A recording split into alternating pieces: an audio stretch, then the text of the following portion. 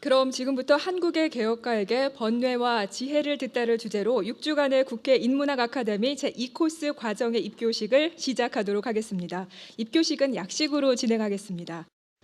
네, 다음은 이배용 한국학중앙연구원 원장님의 축사가 있겠습니다. 큰 박수로 맞아주시기 바랍니다.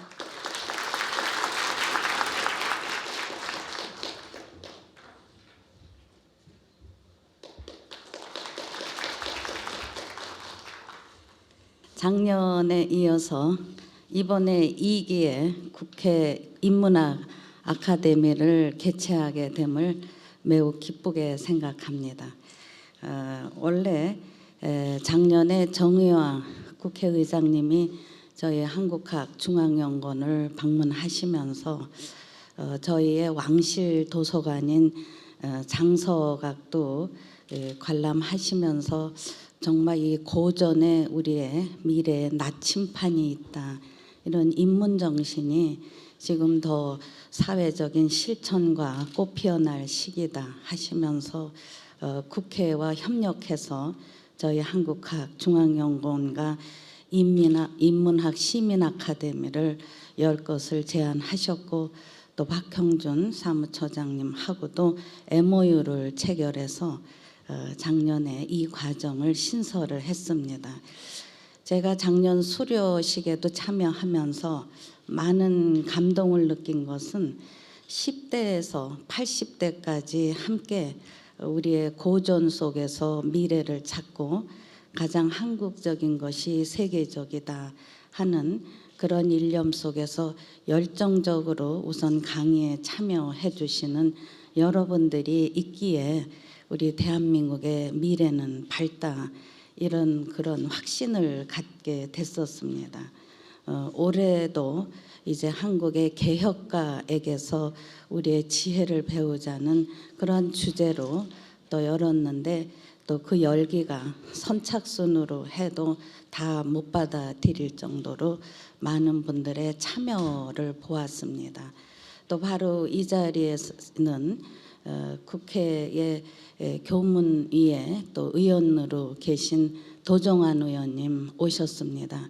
바로 인문학을 아름다운 시어로 해서 우리의 정서적인 안정, 그리고 우리의 앞으로의 영혼의 그런 시로서 여러 가지의 정감을 일으켜 주시는 도정환 의원님, 좀 일어나셔서, 도정환 의원님 좀 일어나셔서 박수를.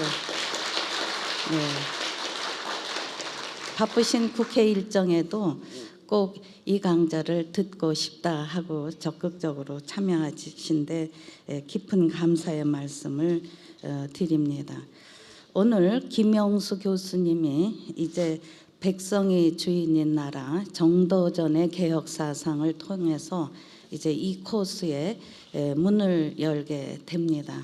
그래서 이제 많은 선생님들이 참여하셔서 이제 우리가 그 시대의 고뇌, 그리고 미래를 이어가려 했던 그 열정들, 그리고 꿈이 그 시절에 좌절이 됐어도 다시 미래로 꽃피어나는 그런 역사에 대한 진실, 이런 부분들이 아마 계속해서 여러분들이 이제 오늘의 현실을 과거를 통해서 미래로 이어주는 징검다리의 그러한 역할에 대해서 좀 깊은 성찰을 할 수 있는 시기가, 그런 시간이 되지 않은가, 그렇게 생각을 합니다.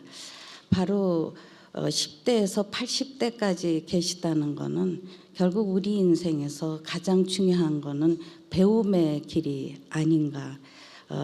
제가 박경리 선생님이 돌아가시기 2달 전에도 배웠을 때 그분이 이렇게 말씀을 하셨어요. 내가 80평생을 살아보니까 반성할 게 너무 많더라.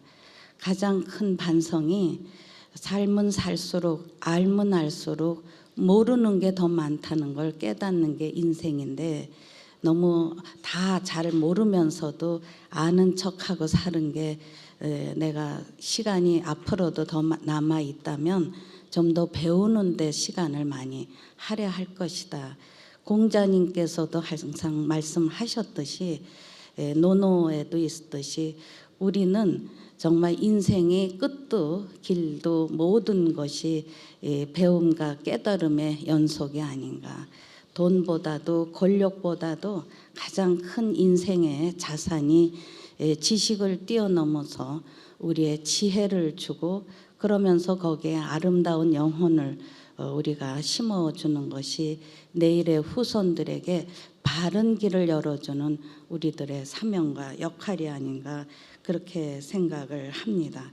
바로 이 국회 인문 아카데미의 큰 주제는 역사 잊은 민족은 미래가 없다는 단재 신채호 선생님의 말씀이 계속 1기, 2기로 이어집니다. 바로 역사라는 것은 시작과 결말이 끝난 것을 우리가 볼 수 있기 때문에 아주 거창하게 시작도 초라하게 결말을 맺는 그런 인과관계, 또 아주 작게 시작을 했어도 개인의 인생이나 나라와 사회에 크게 기여했던 그런 역사의 길 위에서 많은 지혜를 터득할 수 있다고 생각합니다.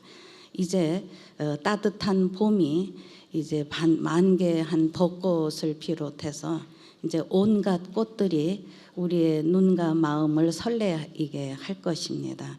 이 벚꽃의 그런 아름다움에만 심취하지 마시고 우리 일편단심을 상징하는 무궁화의 우리 나라 꽃에 대해서도 더 많은 관심과 정성을 기울여 주시는 나무를 심는 심정, 가꾸는 심정이 우리나라의 바른 길을 열고 세계적인 위상과 신뢰를 높이는 가장 진정한 적극적인 평화를 이루는 길이 아닌가 그렇게 생각하면서 오늘부터 시작하는 인문학 아카데미에서 많은 보람의 시간을 갖기를 기대하면서 인사 말씀을 마치겠습니다. 고맙습니다.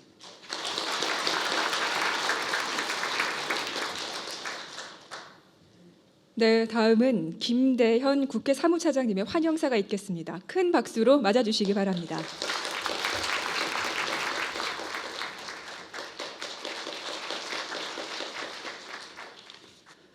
먼저 국회 인문학 아카데미를 찾아주신 국민 여러분들에게 진심으로 감사의 말씀과 함께 환영의 인사를 올립니다. 잘 아시는 바와 같이 저희 국회는 열린 국회, 국민과 소통하는 국회, 국민에게 다가가는 국회를 지향하고 있습니다. 국회 인문학 아카데미는 이러한 취지를 살리는데 더없이 좋은 프로그램이다. 저는 그렇게 생각을 하고 있습니다. 작년 가을에 한국의 사상가를 국회에서 만나다라고 하는 주제로 인문학 강좌를 실시를 했는데요. 저희가 생각한 것보다 상당히 그 국민 여러분으로부터 아주 커다란 관심과 호평이 있었습니다. 이 자리를 빌어서 다시 한번 감사의 인사를 전합니다. 이번 강좌는 앞에서 소개한 것처럼 한국의 개혁가에게 번뇌와 지혜를 듣다라는 주제로 총 6주간에 걸쳐서 진행하게 되겠습니다. 조선시대의 개혁가 삼봉 정도전 선생을 비롯해서 6분에 대해서 공부를 할 것입니다. 6분이 선각자이자 개혁 사상가가 각자 어떠한 방법으로 국민이 살기 좋은 나라, 편안한 나라, 부강한 나라를 만들기 위해 얼마나 애를 쓰셨는지 그 분야의 최고의 전문가들로부터 이야기를 들어보도록 하겠습니다. 이번 국회 인문학 강좌에는 어르신들은 물론이고요. 특히 젊은이들이 한 200명 정도 저희들이 이제 접수를 받았는데 반 이상이 젊은이들이었습니다. 그래서 매우 고무적인 현상을 보여주고 있고요.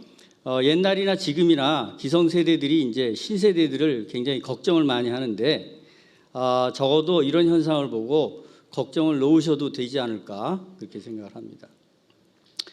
시대의 위기를 고민하고 해결책을 찾고자 이렇게 애썼던 옛 선조들의 그 삶의 지혜와 통찰력을 배우고자 하는 많은 젊은이들이 있습니다. 정말 그 대견스럽고 믿음직합니다. 저희 그 국회 인문학 강좌는 올해 계속하고요. 2016년도에도 계속될 예정입니다. 여러 국민 여러분들께서 계속적인 관심과 참여가 있기를 기대를 합니다. 지금 그 국회 인문학 강좌 이 시리즈는 결국 우리 사회에 지금 만연하고 있는 인명 경시 풍조나 사회적 갈등, 또 양극화, 모순 등 뭐 이런 여러 문제를 해결하는데 실마리를 찾는 데 도움을 주지 않을까 이렇게 생각을 하고 있습니다. 그래서 생명을 존중하고 예의와 배려, 소통과 공감, 그리고 양보와 타협과 같은 이런 귀중한 인성적 가치를 되살리는 그런 계기가 될 것으로 생각을 합니다. 시민들의 인문학적 소양을 고양시키는 이러한 모든 노력들이 우리 대한민국이 진정한 선진국으로 나아가는 밑거름이 되길 희망합니다. 아무쪼록 국회 인문학 아카데미에서 제공하는 인문학 강좌를 들으시면서 여기 계신 모든 분들이 보다 행복한 시간을 가지시기를 기대합니다. 끝으로 이러한 의미 있는 자리를 제공해 주신 정의화 국회의장님과 박영준 사무총장님께 감사의 말씀을 드리고, 또한 국회 인문학 아카데미 프로그램을 알차게 기획하는 데 도움을 주신 그 한국중앙연구원 이배용 원장님과 교수님들에게 감사의 말씀을 전하겠습니다. 그리고 실무일을 맡아 수고해 주시는 국회 이승재 의정연수원장과 우리 직원들에게 또 고마움을 전하겠습니다. 감사합니다.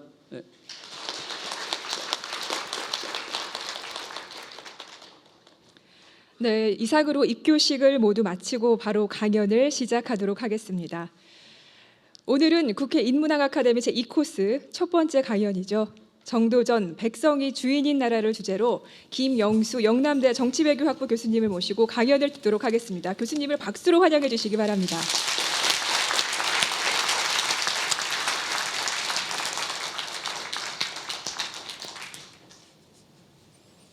귀중한 자리에 첫 강사를 불러주셔서 대단히 영광으로 생각을 합니다. 그럼 바로 강연으로 들어가도록 하겠습니다. 오늘 그 프로그램 기획한 걸 보니까 전부 다 조선시대에 굉장히 중요한 개혁을 일군 그런 개혁가들입니다. 특히 이제 정도전은 지난 프로그램 때도 가을에도 정도전을 처음으로 했다고 말씀을 드렸습니다. 왜 지금 이게 정도전에 대해서 관심이 많은가? 또 지난 그 정도전 드라마도 뭐 인기가 굉장히 좋았습니다만 그런 생각을 해보게 됩니다. 왜냐하면은 여러분들이 아시다시피 정도전이라는 사람은 조선 500년 동안 사실 묻혀 있었던 사람이거든요. 그리고 정도전에 대한 평가도 사실은 최근에 들어와서 이제 적극적으로 재평가되고 있습니다. 제 생각은 오늘날 한국 사회가 처한 문제와 이제 깊은 관련이 있다고 생각합니다.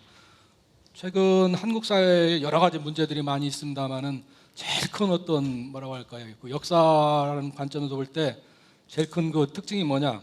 고도 성장이 이제 종언을 구했다, 종언을 구하고 있다 하는 그 점이 지금 한국 사회를 특징짓는 가장 중요한 특징이 아닌가 이렇게 생각을 합니다. 사실 우리나라가 나라를 잃고 36년 동안 그 식민 지배를 당했었고요. 또 가난에 헐벗고 또 6.25를 겪고 온갖 일들을 다 겪었습니다.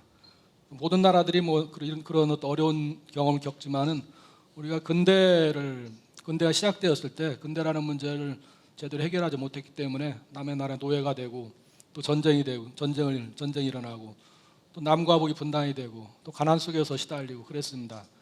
우리 국민이 거기에 좌절하지 않고 지난 60년 동안 나라를 아주 훌륭하게 만들었습니다. 근데 그 나라를 만들어 왔던 어떤 에너지라고 할까요? 그 원동력이 최근에 꺼지고 있습니다. 지난 60년대부터 우리나라 그 경제 성장을 쭉 보게 되면 10년 단위로 이노베이션이 일어났습니다. 그런데 90년대 그 이노베이션이 멈췄습니다. 그래서 그때까지 우리가 만들었던 그 산업이 오늘날 우리를 지금 먹여 살리는 그 동력이 기초가 되고 있습니다. 근데 지금 그동안 한 20년 정도에 걸쳐 가지고 다음 단계로 넘어갈 수 있는 성장의 어떤 그 불이 꺼졌습니다. 그래서 지금 특별히 또 어떻게 해야 되는지에 대한 어떤 뭐 대안도 특별히 없는 상황입니다. 지금 신정부에서는 그 창조 경제를 이제 새로운 어떤 국가의 어떤 미래로 지금 생각을 하고 있습니다만은 구체적으로 이 창조 경제를 어떻게 해야 되는지에 대해서 사실은 좀 명료하지 않은 그런 어떤 감이 없지 않아 있습니다. 최근에 뭐 젊은이들의 또 일자리 문제에 대해서 우리 사회에서 굉장히 참 어렵다 이런 얘기들을 많이 하고 있고요. 뭐 청춘이니까 아프다, 아프니까 청춘이다부터 시작해가지고 젊은이들과 관련돼 있는 그런 담론이 굉장히 많이 나와 있고요. 또 한문으로 청춘이라고 쓰고 읽는 건 절망으로 읽는다 이런 말까지 나와 있을 정도로 오늘날 젊은이들이 겪는 그런 아픔이 굉장히 큽니다. 그래서 오늘날은 어떻게 보면은 예전에는 우리나라가 가난하고 힘들고 그랬지만은 희망이 있는 사회였고 뭔가 우리가 열심히 하면은 다음 앞으로의 우리 미래가 더 밝다라고 하는 그런 뭐라고 할까요? 그런 희망이 있었습니다. 그런데 오늘날 우리 희망들이 점점 사라져가고 있고 사회의 어떤 계층 격차도 점점 커지고 있고 이렇게 해서 도대체 이 나라를 갖다가 어떻게 하면 좋을까 하는 그런 근심이 우리 정치가들뿐만 아니라 우리 국민들 마음속에 깊이 자리 잡고 있다고 생각하고 특히 오늘날 우리 젊은이들의 마음속에 이 나라를 어떻게 하면 다시 한번 좀 새롭게 해야 될까 이런 어떤 꿈이 있다고 저는 개인적으로 생각합니다. 그래서 뭐 이게 너무 제가 과장되게 좀 오늘날 이 정도전 의미를 부여하는지 모르겠습니다만은 정도전이 자꾸 부각이 되고 많은 국민들이 정도전을 생각하는 그 저변에는 이와 같은 어떤 생각이 있지 않을까 개인적으로 이렇게 생각을 해봤습니다. 우리나라를 보게 되면 사실은 우리 5천년 역사라고 얘기를 하고 있습니다만 5천년 역사에서 가장 큰 개혁이 일어났던 시기가 두 번 있었습니다. 하나는 1392년에 조선이 건국되었었고요. 두 번째는 1948년에 대한민국이 건국되었었습니다. 이 조선과 대한민국이라는 나라는 뚜렷한 어떤 이념을 가지고 세워진 나라입니다. 특히 조선이라는 나라는 유교라는 어떤 이념을 가지고 민본 국가를 만들었습니다.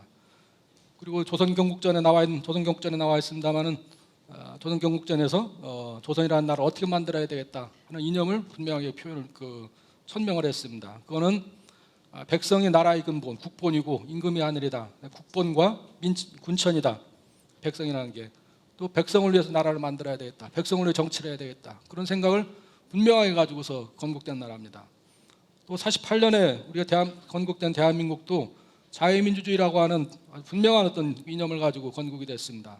다른 말로 하면은 우리 국민이 자유로워야 되겠다. 우리 국민이 민주주의를 누리며 살아야 되겠다. 백성이 주인인 나라가 돼야 되겠다. 그런 이념을 가지고 만들었습니다. 그리고 그 이념이 우리 헌법에 48년 헌법에 제1조에 분명하게 표현이 되어 있습니다. 대한민국 민주공화국이고 대한민국 주권이 국민에게 있다. 모든 권력은 국민에게서 나온다. 이런 사상, 이런 이념을 가지고 지난 60년 동안, 지난 70년 동안 우리 대한민국을 만들어 왔습니다. 그래서 제가 볼 때는 우리가 나라를 다시 한번 세워야 된다 생각했을 때 우리 역사에서 좀 어느 시절로 돌아가서 한번 그 시대의 개혁을 봐야 될까 생각했을 때는 저는 조선과 대한민국 건국을 우리가 다시 한번 깊이 연구를 해야지 우리가 앞으로 미래의 어떤 나라를 만들어가는 그 원천이 힘이 거기서 나오지 않을까 개인적으로 이렇게 생각을 합니다. 그동안 사실 조선에 대해서는 그동안 학계나 이쪽에서 굉장히 오해들이 많이 있었어요.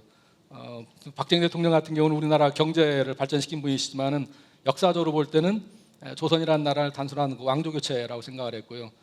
또 해방 직후에 조선을 갖다가 조선 건국을 연구했던 이상백 교수 같은 분도 기본적으로는 권력 투쟁의 어떤 결과로서 조선이 건국됐다. 조선이라는 나라는 게 사실은 새로운 게 아무것도 없다. 이렇게 얘기를 했습니다. 좀 아이러니컬한 거는 조선이라는 나라가 아주 나쁜 나라라는 이미지가 된 게 단재 신채원 선생 때문에 이렇게 됐습니다.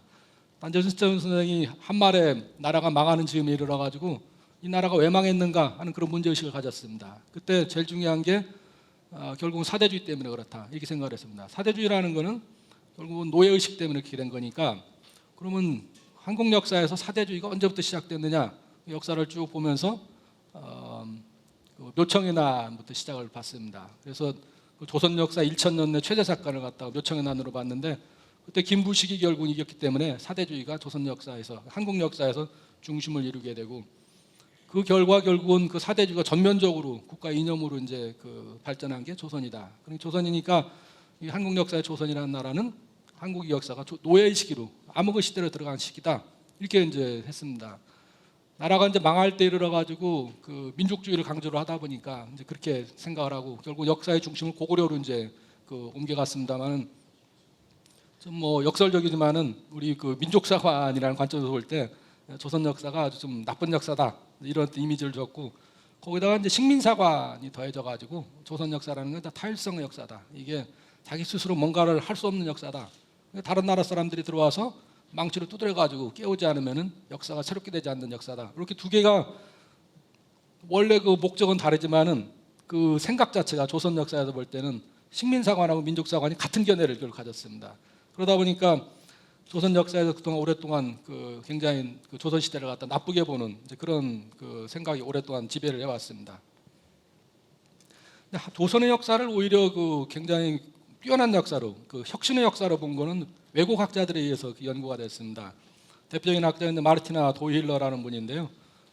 이분이 책에서 그 조선 고려 때부터 조선으로 넘어가는 과정에서 이제 어떤 혁신이 일어났는가 하는 것들을 연구한 그 책을 썼습니다만은 이분은 오히려 14세기, 11세기 이래로 동아시아에서 일어난 가장 큰 혁신이 조선 건국이다. 이런 입장을 보였습니다. 이제 하버드 대학에서 그 박사학위 논문을 쓴 그 박사학위 논문을 최근에 냈는데 그 책에서는 그런 주장을 했습니다.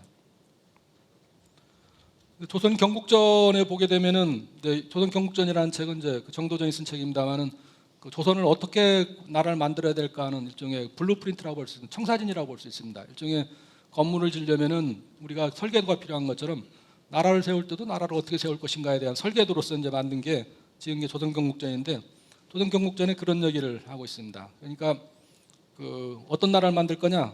공자가 꿈꿨던 동주와 같은 나라를 만들겠다. 그렇게 얘기를 했습니다.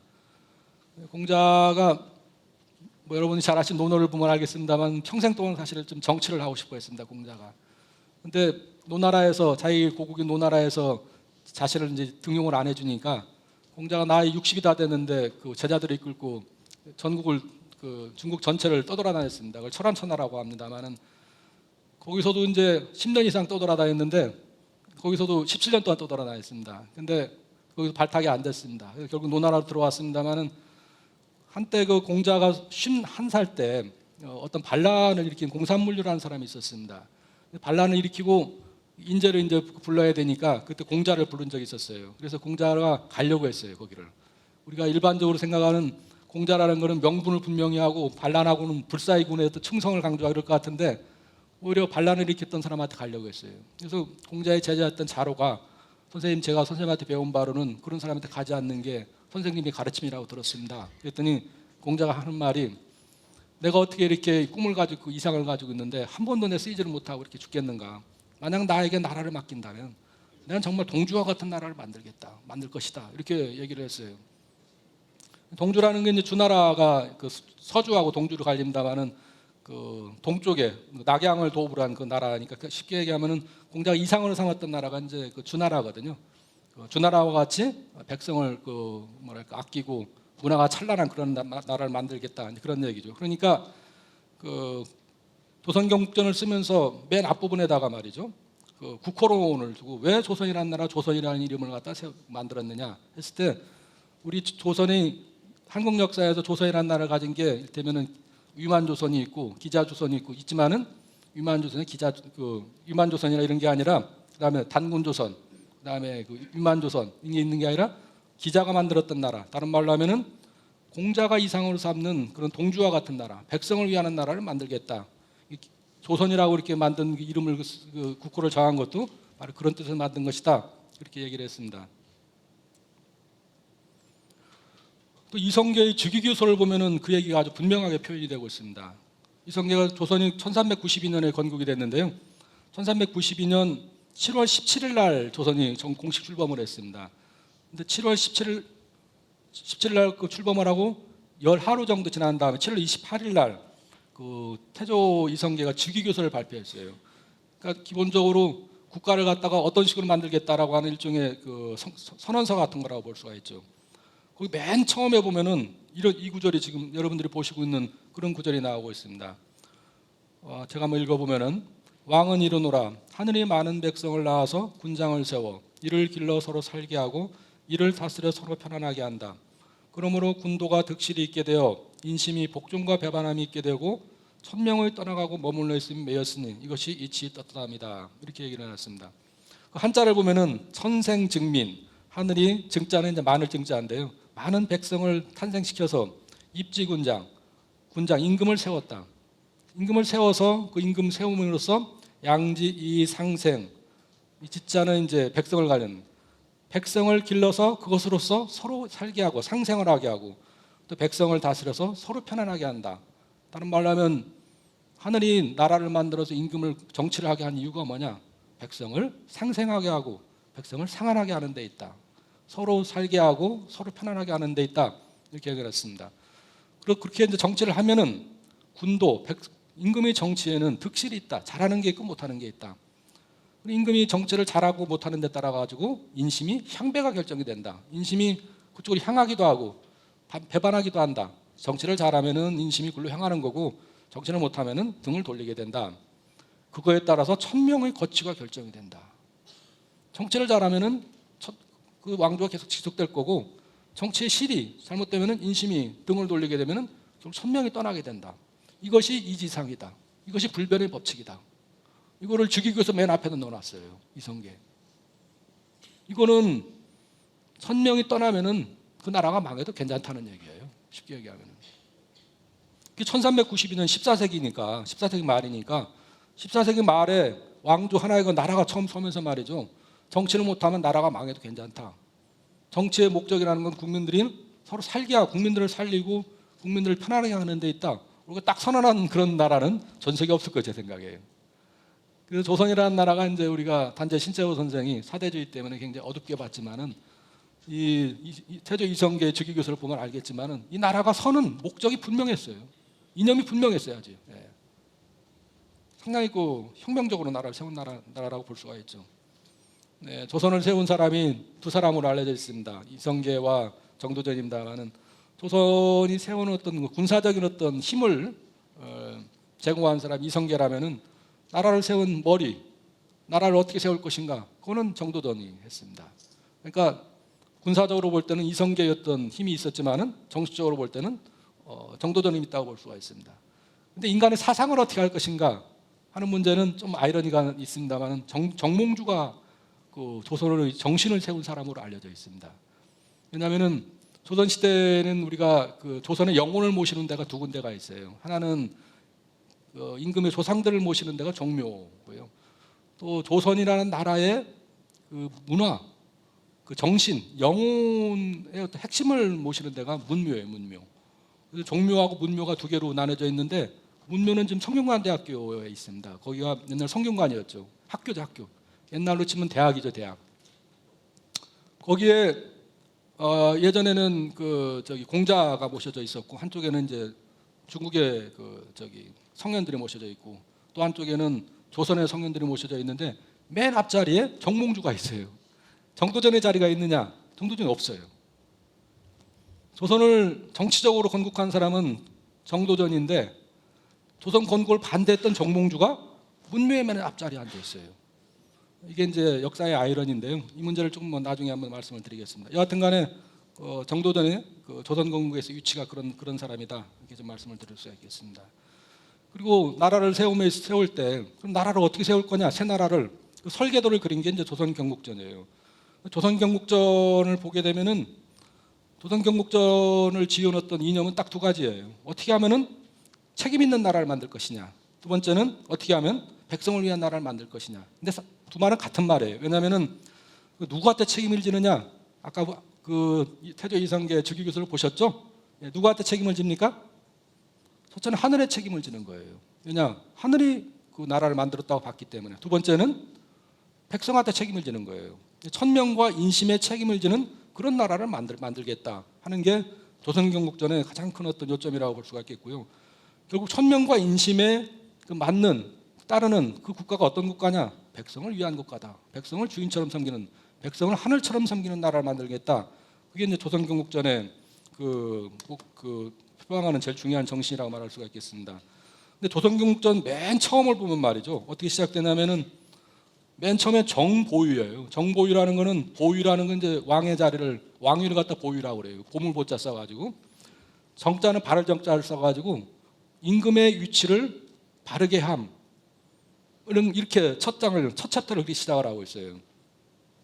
첫 챕터의 첫 구절이 어떻게 시작되냐면은 이렇게 시작되고 있어요. 여괄 성인지 대보왈 위요, 천지지 대덕왈 생이요, 하이 수이왈 인이다. 이렇게 되어 있습니다. 여기라는 것은 주역을 얘기하는 거죠. 주역의 말씀을 말하기를 성인의 대보, 성인이라는 건 성인, 세인트를 얘기하는 거예요. 위대한 사람의 큰 보물이 뭐냐? 그건 위다. 위라는 건 그 위치할 때 위자예요. 그러니까 그거는 자리예요, 자리. 석인이라는 옛날 그 유학에서는 왕이 어떤 사람이 왕이 돼야 될 거냐? 천명론이죠. 성인이 왕이 돼야 된다고 봤어요. 가장 위대한 인격을 가진 사람이 왕이 돼야 된다고 봤어요. 근데 왕위에 대해서 올라서 뭐를 할 거냐 이런 문제인데요. 그 성인이 가장 큰 보물을 여기는 게 왕이다. 이렇게 하면 무슨 너무 권력지향적인 것처럼 보이죠? 원래 성인이라는 건 산속에 들어가서 이렇게 돌을 닦아야 되는 사람으로 이렇게 생각을 하는데, 성인이 가장 큰 보물로 여기는 게 그 청정함이라든지 그런 게 아니라 왕위다.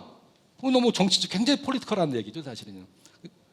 그 다음에 한 얘기가 천지지, 그렇게 시작되어 있고요. 두 번째가 천지의 대덕, 하늘과 땅, 우주겠죠. 우주가 가지고 있는 가장 큰 덕이 뭐냐? 생이다. 생이라는 건 뭘 살리는 거예요. 살생자니까. 천지의 덕이라는 걸 우리가 우주 자연을 보게 되면은 만물이 자라잖아요. 만물이 자라는데 누구 덕으로 자라느냐? 천지의 그 힘으로 자란다. 그렇게 본 거예요. 모든 것들이 살아나는 게. 그래서 왕이라는 게 대보, 큰 보물을 얻어가지고 뭐를 할 거냐?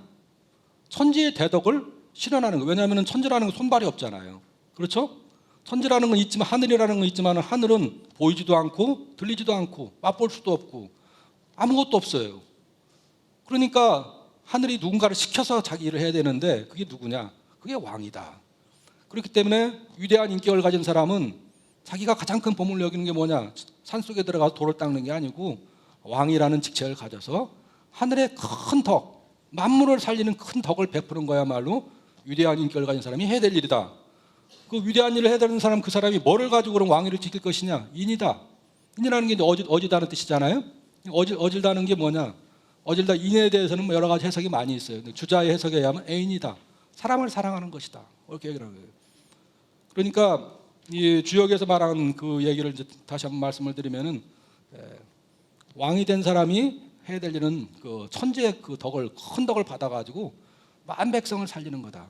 근데 주작은 조금 더 높은 이상을 가지고 있어요, 사실은요. 백성들만 살리는 게 아니라 사실은 만물을 살리는 게 왕의 위치라고 보고 있어요. 우리가 수신제가 치국 평천화 할 때 보면은 치국 다음에 평천화가 있죠. 그게 이제 옛날 조선시대 때를 살았던 그 군자들, 소위 선비들이 삶의 목표로 삼은 거예요. 어떤 사람이 될 거냐? 가장 위대한 삶이라는 게 뭐냐? 이렇게 얘기했을 때 무슨 여러 우리 위대한 삶에 대한 여러 가지 철학적인 견해들이 있습니다. 종교적 견해도 있고. 그다음에 석가모니 같은 분들은 생로병사를 갖다 초월해서 우리 해탈을 얻는 게 삶의 목적이다 이렇게 볼 수도 있고, 기독교에서 말하는 거는 하나님의 진정한 뜻을 알아가지고 천국에 가는 게 이제 삶의 목적일 거예요. 근데 유학자들이 가지고 있는 삶의 목표는 뭐냐? 수신자가 치국평천하여 스스로 인격을 완성해서 그 인격을 통해서 만 백성을 편안하게 하고 그걸 넘어서 천지자연을 이롭게 하는 것이다. 옛날에 우리가 보게 되면은 옛날에는 나무 가지 같은 거 함부로 꺾지 못하게 했어요. 이를테면은 그런 게 다 그런 류의 일들이에요. 우리 원령이라 나오는 거 보면은 그 규칙이라는 게 다 그런 거예요. 여기 나온 거 결국 무슨 얘기냐면은 그런 얘기예요. 맨 앞에 그런 얘기를 써놨어요. 조선경국제 맨 앞에다가. 이거는 이 신하잖아요. 신하가 왕이 어떤 일을 해야 된다고 쓴 거예요. 근데 경국대전에는 이 말이 안 나와요. 경국대전은 나중에 성종대 가서 이제 완성이 됐습니다만은, 기본적으로 조선경국전이 이제 계속 경제역적인 발전해서 성종대에 가서 최종적으로 이제 나온 그 헌법, 조선을 어떻게 만들 것이냐, 어떻게 운영할 것이냐, 경국대전인데, 경국대전에는 왕에 대한 조항이 없어요. 왕에 대한 조항이. 이미 그때 가면은 왕은 어떤 존재가 돼야 된다라고 하는 그 규정을 신하가 할 수 없다. 왕은 다른 말로 하면 누구도 규정할 수 없는 존재다라고 하는 사상이 들어가 있는 거예요. 사실 이미 그 편집 자체가. 근데 조선경전은 첫 구절에 왕이라는 게 어떤 존재가 된다 딱 얘기를 해놨어요. 사실은 어떻게 보면은 정도전이 죽은 건 이것 때문에 죽은 거죠. 이런 생각을 가졌기 때문에 기본적으로 왕위에 있는 사람들은 이거 좀 피곤한 사람이죠. 쉽게 얘기하면은. 근데 하여튼 조선경전은 맨 첫 부분에다가 왕이라는 게 어떤 일을 해야 되는 사람이라고 딱 정확하게 써놨어요.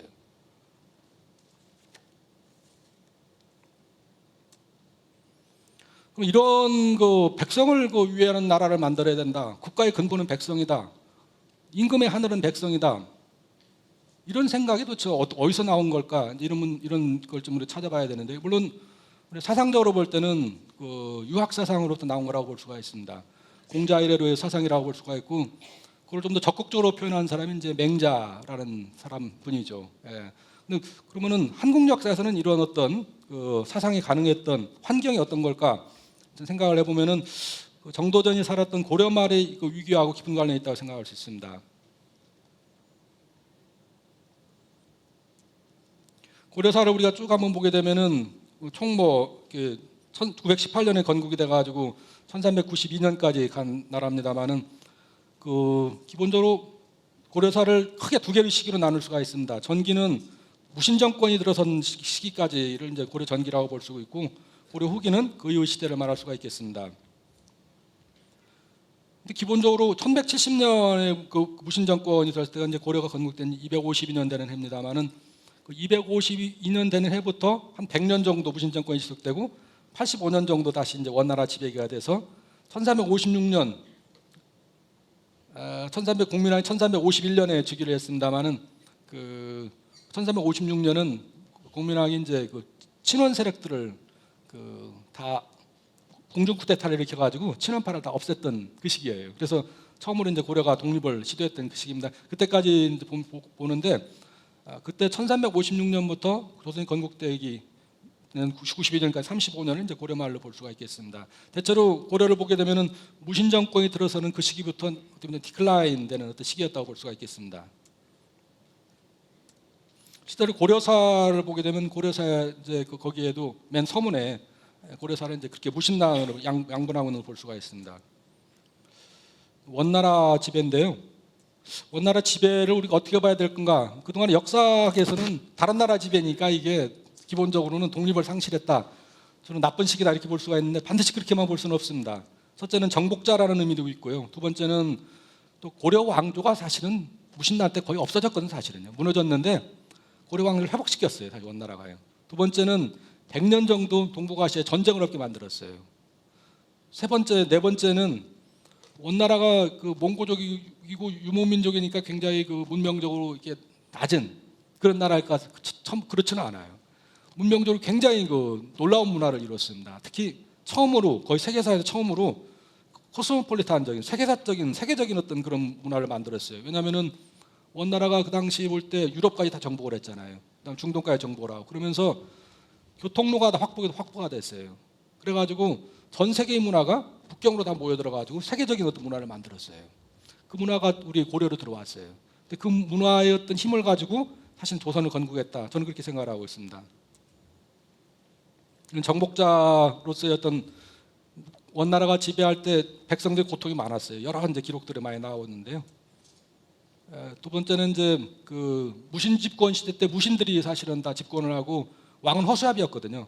근데 원나라랑 이제 그 우리가 원나라 때 항복을 하고 원나라의 부마국이 됐죠. 원나라 공주를 이제 그 고려 왕하고 결혼시키는 그런 나라가 됐는데 그때 원나라에서 그 왕실의 안전을 보장해줬어요. 앞으로 왕실에 도전하는 누가 있으면은 원나라가 대신해서 그 해결해주겠다 이렇게 약속을 딱 했어요. 그래서 다시 왕조가 다시 살아났죠. 그 다음에 팍스 몽글리카 몽고가 힘이 너무나 엄청났기 때문에 사실 세계 최대의 정복을 했죠. 그래서 사실은 그 힘이라고 하는 게 이제 우리가 정치에서는 불가피하게 이제 필요하다고 인정을 하고 있습니다만 힘 자체가 좋은 건 아니죠. 힘 자체가 가져오는 제일 중요한 효과는 질서입니다, 사실은. 근데 몽고가 엄청난 폭력을 가지고 전 세계를 갖다 정복을 하고 지배를 했지만은 그 결과 평화가 왔어요. 평화가. 백성들한테 전쟁이 제일 위험한 거잖아요, 사실은요. 백성들한테 제일 고통스러운 게 첫째 전쟁이고, 두 번째는 전염병, 세 번째는 그 배고픔이거든요. 근데 그 중에 전쟁이 없어야 돼요, 첫째는요. 제일 중요한 거는. 근데 100년 동안 몽고치하에서 평화가 왔어요. 그래서 이색이라는 사람이 쓴 그 이색 열전을 보게 되면 100년 동안 백성들이 전쟁의 어떤 화를 알지 못했다 그런 말이 있습니다.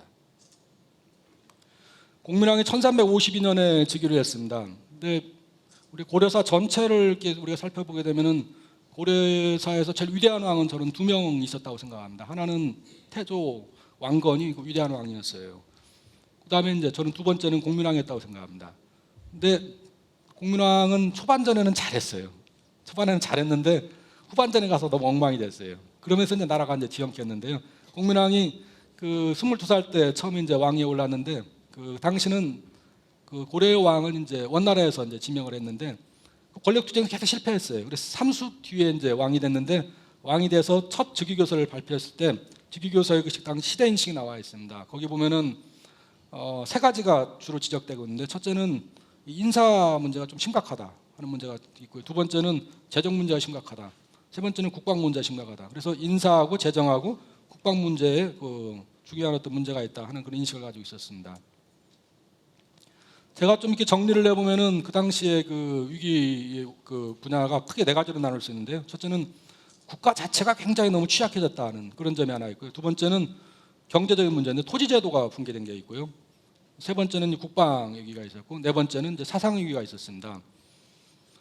보통 국가가 이제 우리가 오늘날 민주주의 사상에서는 국가가 좀 이렇게 약해야지 좋은 걸로 생각하는 경향이 있어요. 그렇지 않습니까? 좀 이렇게 국가라는 게 뭔가 이렇게 억압하라고 국가가 뭔가 이렇게 지배적인 어떤 그런 것처럼 생각합니다만은 근데 여러분들이 다른 나라에 한번 가보시면 치안이 확보되어 있는 나라가 전 세계에 별로 없어요. 치안이 확보된 나라가. 특히 동남아시아 우리 남아메리카 같은 데 가보면은 멕시코라든지 칠레라든지 뭐 여러 나라 페루든 가보면은 살 만큼 살아요. 살 만큼 사는데 치안이 없어요 거의. 그다음에 동남아도 마찬가지고요. 아프리카는 말할 것도 없고요. 유럽도 뭐 이제 괜찮죠. 근데 전체적으로 볼 때 그 치안이 확보된 나라가 거의 없어요. 그리고 우리나라가 다른 나라 이제 외교하러 가면은 뭐 여러 가지 원조해 달라고 많이 얘기하는데 돈을 달라는 데도 있지만은 대부분 거기 들어가는 항목 중에 하나가 한국의 치안을 배우고 싶다 그런 거기가 많아요 보면은.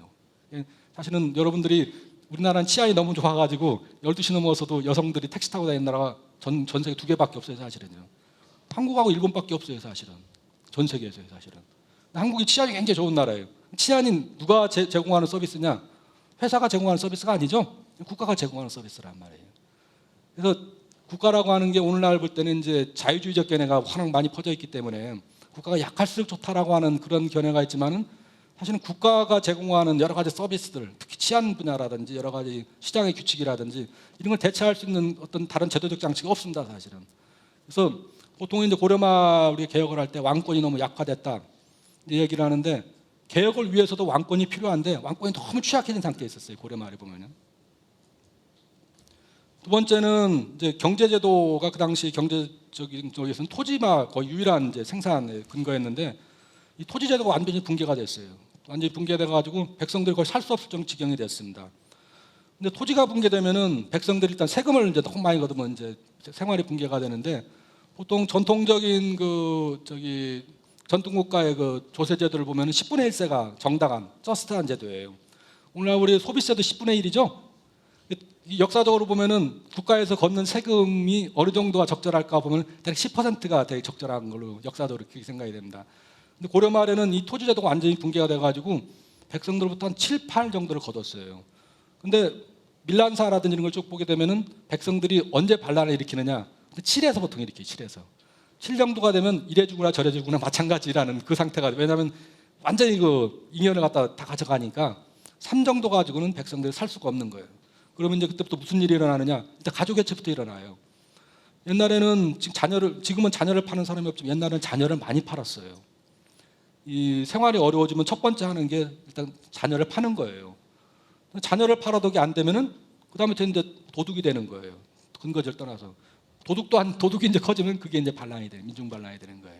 근데 이게 대략 고려 말 그 상황이 그런 상황까지 갔습니다.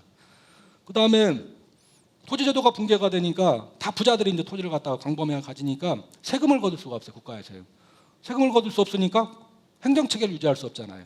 그래서 국가 관료 체계가 붕괴되는 거예요. 국가가 이제 붕괴되는 거지 보면요.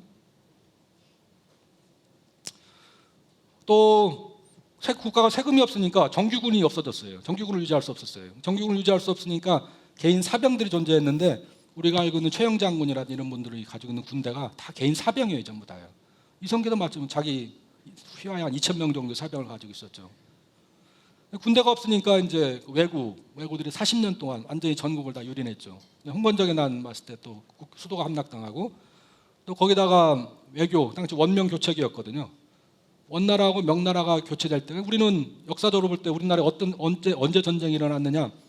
대륙에서 나라가 교체될 때 전쟁이 일어났어요. 우리나라.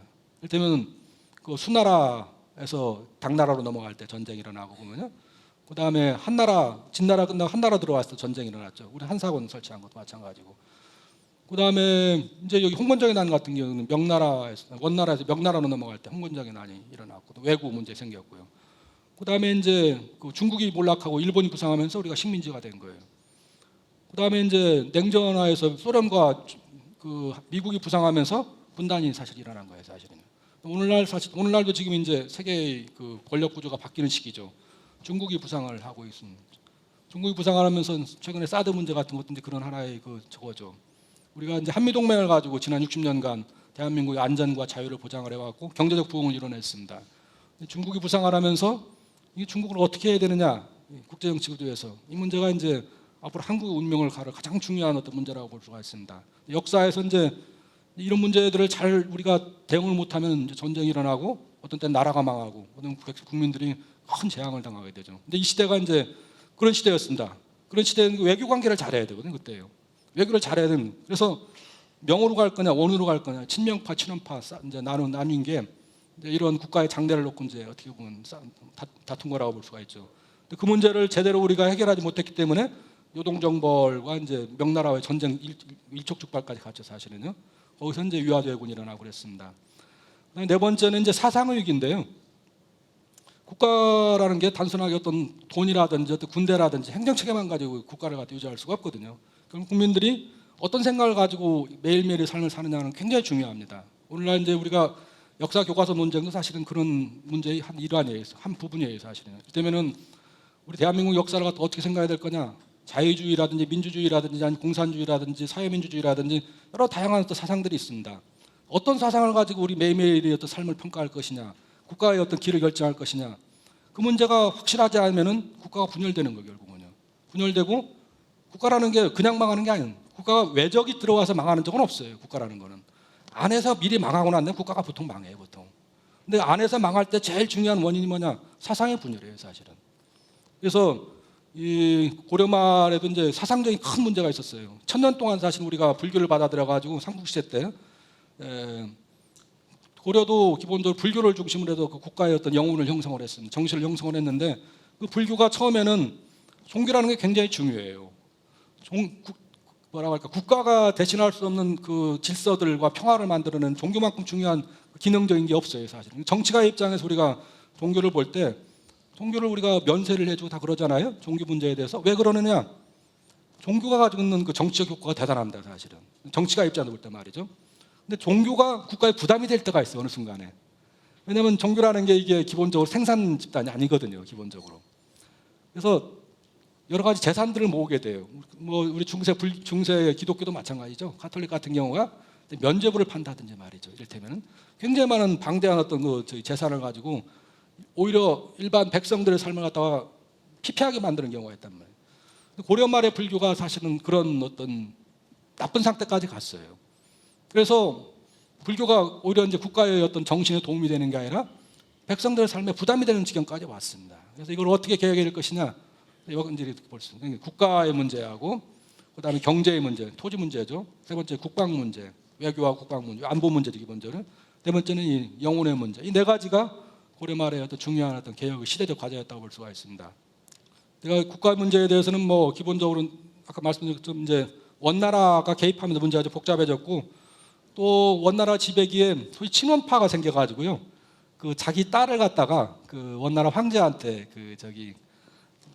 원나라 그 유력가들한테 첩으로 주거나 저거를 주면서 세력을 키운 사람들이 있어요. 대표적인 게 기철 가문이죠. 고려 말에 기황후가 등장했던 그 가문인데요. 예를 들면은 기철 가문만 그랬던 게 아니라 굉장히 많은 가문들이 그런 일을 했습니다. 왜냐하면은 원나라 귀족들이 그 두 번째 부인을 고려 여자를 그 두 번째 부인으로 삼는 게 당시의 풍속이었어요, 원나라에서. 그래서 그거를 이용해서 굉장히 많은 사람들이 자기 딸이나 이런 사람들을 원나라를 보냈습니다. 근데 그 사람들이 원나라를 대신해서 권력을 행사하니까 왕이 정치를 하려도 안 되는 거예요. 공민왕이 1352년에 와서 개혁을 하려고 딱 보니까 개혁이 안 되는 거예요. 왜냐하면 원나라하고 연결되어 있는 사람들을 어떻게 할 수가 없었거든요. 그래서 공민왕 5년에 친원파 궁정 쿠데타를 일으킨 거예요. 친원파들을 다 초청했어요. 작은 연회 잔치를 베풀었는데 기철이니 뭐 이런 사람 다 오라고 했어요. 오라고 했는데 왔는데 다 죽였어요. 거기서요. 다 죽이고 그 다음에 원나라 독립선언하고 옛날에 그 영토 원나라 가진 영토 두만 압록강 유역하고 그 다음에 지금은 쌍성총괄부가 있었던 저기 영흥지방 함흥지방 거기 군대 파견해가지고 그거 다 회복했습니다. 그 당시 이성계 아버지가 그때 함흥지방에 있었죠. 이자춘이라고 말이죠. 그리고 난 다음에 이제 공민왕이 개혁을 시도를 하려고 했어요. 그러니까 기본적으로 이 충선왕도 사실은 그 고려에 개혁을 하려다가 자기가 쫓겨났거든요. 충선왕도 보면은 충선왕은 원래 그 자기 어머니가 그 쿠빌라이 딸이에요. 쿠빌라이 딸이에요. 쿠빌라이 딸이니까 원나라 세조의 딸이니까 막강한 사람이었죠 사실은. 그리고 원나라가 그 무왕 권력 쟁탈전 할 때 사실 어릴 때부터 원나라 궁전에서 같이 컸거든요. 뭐라고 하냐 그 중마고에 그 원나라 황제들하고. 그럼에도 불구하고 원나라에서 그 고려에 와가지고 개혁을 하려고 하니까 그 원나라하고 연결되어 있는 귀족들이 오히려 저기 그 원나라 조정한테 직접 연결돼가지고 충선왕을 쫓아냈다고 오히려요. 그러니까 개혁을 하려고 개혁을 할 수가 없는 거예요. 국가가 개혁이 지체가 돼가 도저히 안 되는 거예요 보면요. 그다음에 이제 제일 중요한 건 토지 문제인데요. 이게 그 당시 사람들이 먹고 사는 건 토지밖에 없잖아요. 요즘에는 뭐 여러 가지 직업들이 많이 있겠지만 옛날에는 오로지 농사밖에 없단 말이죠. 근데 토지라는 거는 그 당시에 전시과제도에 의해서 그 토지대들을 운영했습니다. 전시과제도는 쉽게 얘기하면은 뭐 복잡하지만은 나라의 그 국역을 담당하는 사람들한테 토지를 나눠주는 그런 시스템이에요. 농민들한테는 토지가 없습니다. 농민들은 토지가 기본적으로 없어요. 전시과제도 하에서는 농민들은 토지를 임대해서 그 10분의 국가에 세금을 내고 또 절반은 이제 그 저기 그걸 가지고 있는 사람한테 주는 거죠. 임차료를 주는 거죠. 기본적으로 이렇게 되어 있습니다. 국가라는 건 크게 토지를 어떤 식으로 국가재정은 크게 세 개로 나눠져 있어요. 고려 시대 때는 첫째는 왕실 비용, 두 번째는 행정 비용, 세 번째는 군인전이에요. 군인들 국방 비용이에요. 고려 말에 토지를 이렇게 조사를 해보니까 한 70만 결 정도 됐어요. 결이라고 하는 거는 한 가문이 한 일가가 먹고 살 수 있는 그 저기 면적이에요. 일가라는 게 보통 10명 정도로 구성이 되는데 70만 가구가 먹고 살 수 있는 700만 정도, 700만 정도 먹고 살 수 있는 그런 토지가 있었어요. 고려에. 이론적으로 볼 때. 근데 왕실 비용, 왕실에서 이제 돈을 써야 되잖아요. 두 번째는 행정 비용이라는 게 저기 관료도 월급 줘야 되고 관청에서 비용 써야 되잖아요. 그렇죠? 그다음에 국방을 하려면 군인들한테 저기 군인들은 군역을 해야 되니까 대신 농사 줘야 될 사람이 필요가 아니에요. 그래서 그 왕실전하고 그다음에 저기 그 관료들 행정 비용하고 그다음에 이제 저기 군인전 이렇게 딱 나누면은 땡이에요 전부 다. 그래서 그 예를 들면은 관료 A라는 관료가 있으면은 딱 그 저기 과거에 합격을 하면은 어떤 직위를 주잖아요. 그 직에 맞게 18등급으로 나눠가지고 땅을 분배를 했어요. 자 너는 이거 가서 이건 네 땅이야. 그러면 그 땅에 가서 수조권만 있어요. 소유권은 없어요. 소유권은 기본적으로 국가 거예요. 가서 10분의 1세를 걷어먹는 거예요. 거기서요. 근데 이 사람이 퇴직하면은 그 땅을 반납하고 가야 되잖아요. 근데 반납을 안 하는 거야. 왜냐면 먹고 살 길이 없으니까. 두 번째, 세 번째, 네 번째 고려 말에 가면은 한 땅에서 주인이 7명이나 8명, 9명이 되는 거예요. 농민들이 살 길이 없죠. 그런 상황까지 갔어요. 국가가 그걸 교통정리를 해줘야 되는데 국가가 너무 취약해져 있으니까 그 교통정리를 못 해주는 거예요. 백성들만 이제 죽는 거예요. 보면 지금 이색이 1352년에 공민왕이 즉위했을 때 이색의 나이가 27살이었어요. 아주 젊은 사람이었죠. 부모가 아파서 돌아가서 그 상복을 입고 있을 때는 뭐 정치에 개입하지 않는 거예요. 그렇지만은 이색은 너무나 마음이 답답해서 공민왕한테 상소를 올린 거예요. 근데 이때 이색이라는 사람은 원나라 과거 시험에 합격했어요. 우리 고려 원나라 시대 비교하면 한 100년 정도 되는데 그때 원나라 과거 시험에 합격한 사람이 8명이에요. 그걸 원나라 과거 시험 제과라고 그러는데 그 중에 한 명이에요. 이색이. 천재죠. 이색의 아버지도 합격했어요. 근데 아버지하고 저희가 동시에 합격한 사람은 그 사람밖에 없어요. 이곡이라는 사람인데요.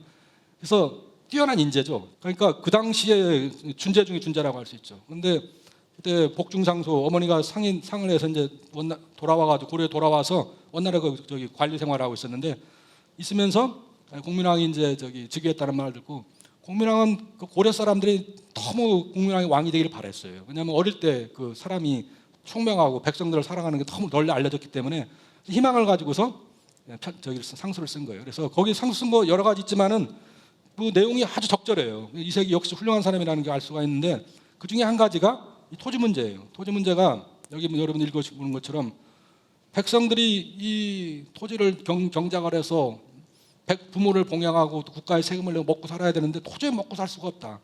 이거를 안 하면은 초미의 과제다. 이거를 안 하면 나라가 망할 것이다. 이렇게 이색이 그때 얘기를 해요. 근데 이 문제가 조선이 건국될 때까지 해결이 안 되는 거예요. 나중에 이제 유화대군 돌아와서 이성계가 이제 이 토지 개혁을 하는 거예요. 1388년에 그 유화대군으로 돌아와가지고 조준이라는 사람이 이제 조선의 건국자죠. 이성계 밑에서 이 토지 개혁을 주도했던 사람입니다. 조준이 올린 그 토지 개혁 상서예요. 거기도 보면은 기본적으로 이색하고 똑같은 얘기를 하고 있습니다. 그 주인이 5, 6명이 넘고 1년에 8, 9천의 세금을 거두고 있다. 도대체 이거 백성들 어떻게 살 수가 있느냐? 백성이 너무 힘들어서 처와 자식을 팔아도 능히 갚을 수가 없다. 또 부모가 배가 고프고 떨어도 봉양할 수가 없으니까 백성들이 원통하게 부르짖는 소리가 하늘에 사무친다. 이렇게까지 얘기를 하고 있습니다. 결국은 가족이 해체가 되고 행정체계가 붕괴되고 뭐 그런 일이 이제 국가가 이제 결국 전반적으로 기초가 다 붕괴되는 그런 상태까지 가게 됩니다. 예, 국방위기는 뭐 아까 말씀을 드렸습니다. 기본적으로 이제 한 원나라하고 명나라 교체기 그 시기에 제대로 대처를 저희들이 못했습니다. 그래서 고려 말의 어떤 그 외적 침입 상태를 보면은 아주 그냥 국토가 빨갛습니다.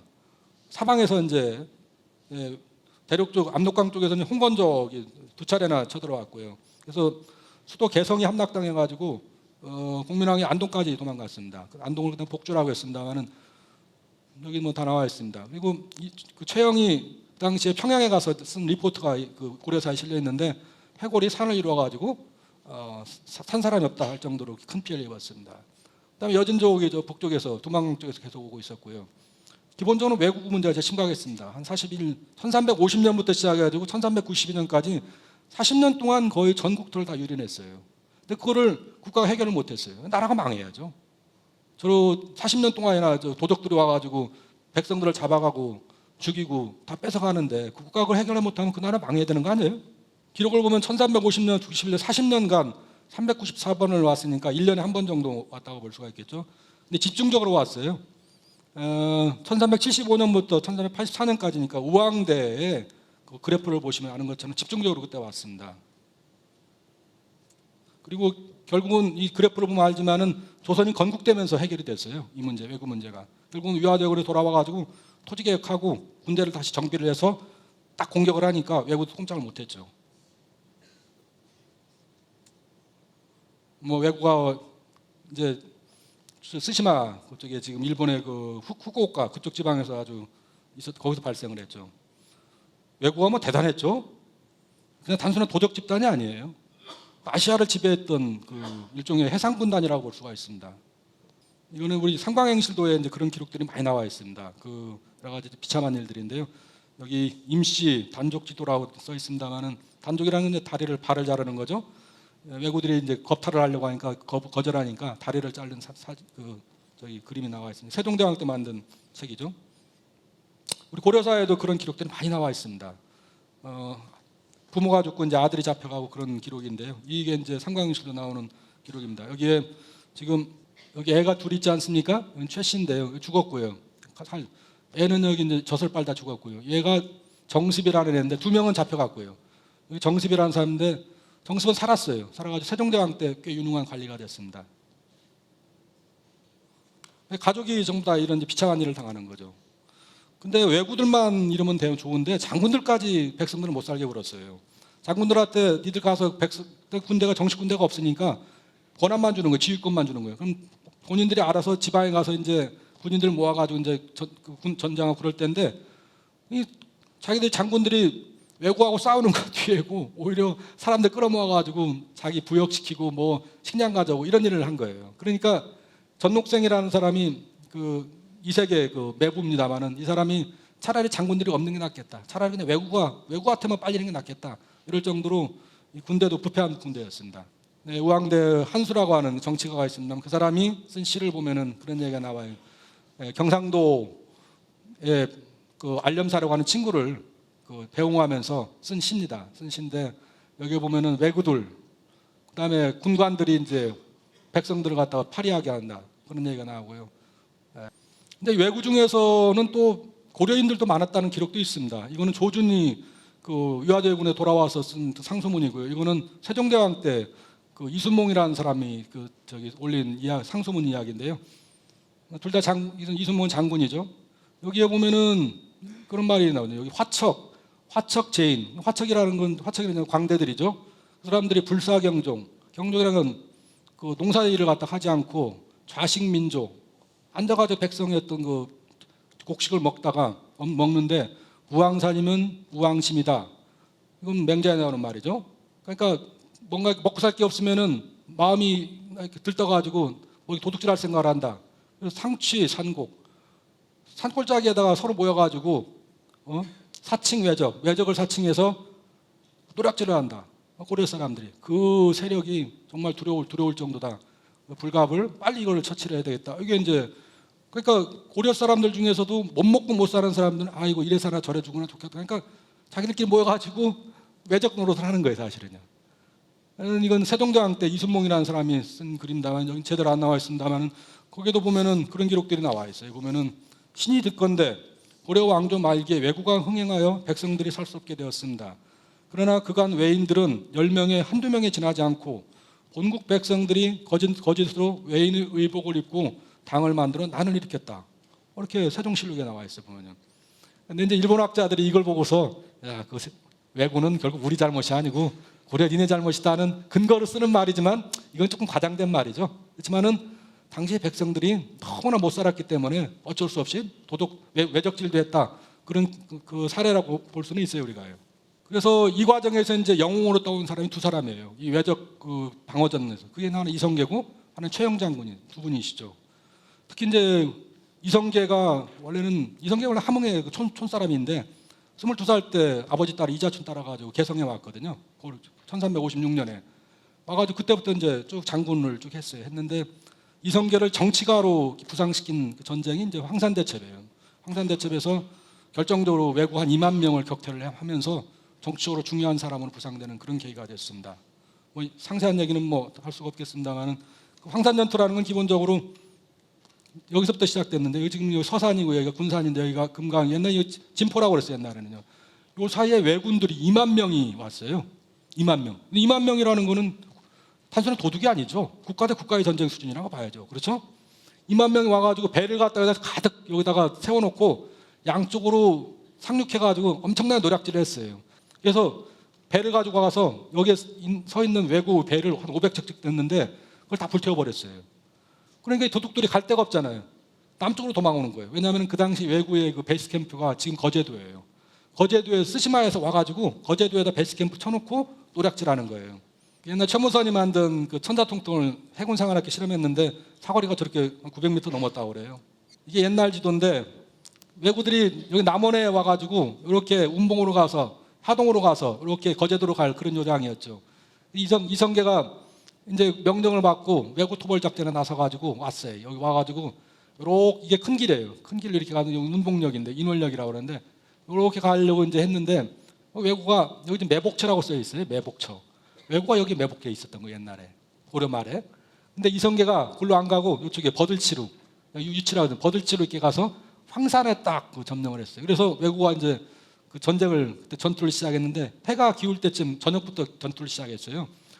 근데 달이 아주 굉장히 밝게 떠있는데 이성계 죽을 뻔했어요. 이성계가 그 결사적으로 막 하니까 뭐 넓적달에 화살도 맞고 말도 막 쓰러지고 그랬는데 부하들이 한 몇천 명이 갔는데 이성계 군대만 빼놓고 다 도망갔어요.